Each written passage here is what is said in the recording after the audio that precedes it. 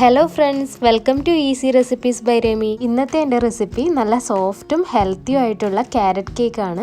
ഇത് ഞാൻ ഗോതമ്പ് പൊടി വെച്ചിട്ടാണ് ഉണ്ടാക്കിയിട്ടുള്ളത്. നമുക്കിതിനെ എങ്ങനെ ഉണ്ടാക്കുന്നതെന്ന് നോക്കാം. ആദ്യം നമുക്കൊരു ബൗളിലേക്ക് 4 ടേബിൾ സ്പൂൺ ബട്ടർ ഒഴിച്ചു കൊടുക്കാം. മെൽറ്റ് ചെയ്ത ബട്ടറാണിത്. ഇനി ഇതിലേക്ക് 1 കപ്പ് ഗോതമ്പ് പൊടി നന്നായിട്ടൊന്ന് അരിച്ചതിന് ശേഷം ചേർത്ത് കൊടുക്കാം.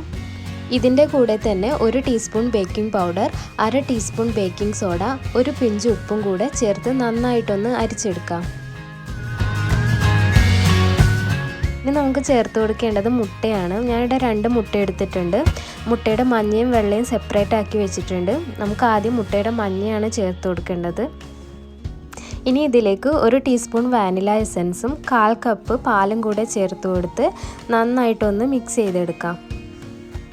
അടുത്തതായി നമുക്ക് ചേർത്ത് കൊടുക്കേണ്ടത് മുട്ടയുടെ വെള്ളയാണ്. അപ്പം നമ്മൾ നേരത്തെ മുട്ടയുടെ വെള്ള മാറ്റി വെച്ചിട്ടുണ്ടായിരുന്നു. അതിലേക്ക് 1/4 കപ്പ് ഷുഗറും കൂടെ ചേർത്ത് കൊടുത്തൊന്ന് നന്നായിട്ട് ബീറ്റ് ചെയ്തെടുക്കാം. ഈ ഒരു കൺസിസ്റ്റൻസിയിലാണ് നമുക്ക് ബീറ്റ് ചെയ്തെടുക്കേണ്ടത്. ഇനി നമുക്ക് ഈ പതപ്പിച്ചെടുത്ത മുട്ടയുടെ വെള്ള കൂടി ചേർത്ത് കൊടുത്തൊന്ന് നന്നായി ഒന്ന് മിക്സ് ചെയ്തെടുക്കാം.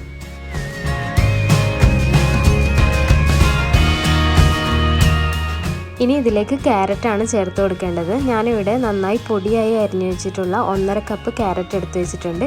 ഇതുപോലെ നിങ്ങൾക്ക് ചോപ്പറിലിട്ടൊന്ന് ചോപ്പ് ചെയ്തെടുക്കാം, അല്ലെങ്കിൽ ഗ്രേറ്റ് ചെയ്തും ചേർത്ത് കൊടുക്കാവുന്നതാണ്. ഇനി നമുക്കിതൊന്ന് നന്നായി മിക്സ് ചെയ്തെടുക്കാം. ഇനി നമുക്കിതിലേക്ക് കുറച്ച് നട്ട്സ് കൂടെ ചേർത്ത് കൊടുക്കാം. നന്നായിട്ടൊന്ന് ക്രഷ് ചെയ്തെടുത്തതിന് ശേഷം ചേർത്ത് കൊടുക്കാം. 1/2 കപ്പ് നട്ട്സാണ് ഞാനിവിടെ എടുത്തിട്ടുള്ളത്. നിങ്ങൾക്ക് ഇഷ്ടമുള്ള നട്ട്സ് വേണമെങ്കിൽ ചേർത്ത് കൊടുക്കാം. എന്നിട്ട് നന്നായിട്ടൊന്ന് മിക്സ് ചെയ്തെടുക്കാം. ഇനി നമുക്ക് ഓവൻ പ്രീഹീറ്റ് ചെയ്തതിന് ശേഷം പാനിൽ ബട്ടർ പേപ്പർ വെച്ച് കൊടുത്ത് കുറച്ച് ബട്ടർ പുരട്ടി കൊടുത്തതിന് ശേഷം ബാറ്റർ ഒഴിച്ചു കൊടുക്കാം. എന്നിട്ട് ഇതുപോലെ ഒന്ന് ടാപ്പ് ചെയ്ത് കൊടുക്കാം. വേണമെന്നുണ്ടെങ്കിൽ ഇതുപോലെ കാഷ്യൂസൊക്കെ വെച്ച് ഡെക്കറേറ്റ് ചെയ്തെടുക്കാം. അതിനുശേഷം ഓവനിൽ 180 ഡിഗ്രിയിൽ 40 മിനിറ്റ് വെച്ച് ബേക്ക് ചെയ്തെടുക്കാം. നമുക്കിത് ഓവൻ ഇല്ലാതെയും നോൺ സ്റ്റിക്ക് പാനിൽ ഉണ്ടാക്കിയെടുക്കാൻ പറ്റും. ലോ ഫ്ലെയിമിൽ ഒരു 40 മിനിറ്റ് വെച്ച് ബേക്ക് ചെയ്തെടുത്താൽ മതി.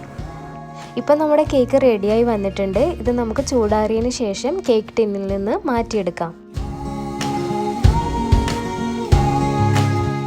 ഇപ്പോൾ നമ്മുടെ ക്യാരറ്റ് കേക്ക് നല്ല പെർഫെക്റ്റായി വന്നിട്ടുണ്ട്. ഇത് ഞാനൊന്ന് കട്ട് ചെയ്ത് കാണിച്ചു തരാം.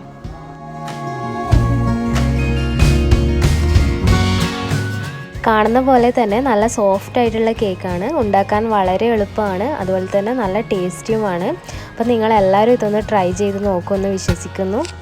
നിങ്ങളുടെ അഭിപ്രായങ്ങൾ കമൻറ്റ് ബോക്സിൽ അറിയിക്കുക. അതുപോലെ തന്നെ വീഡിയോ ഇഷ്ടമായാൽ ലൈക്ക് ചെയ്യുക, സബ്സ്ക്രൈബ് ചെയ്യുക.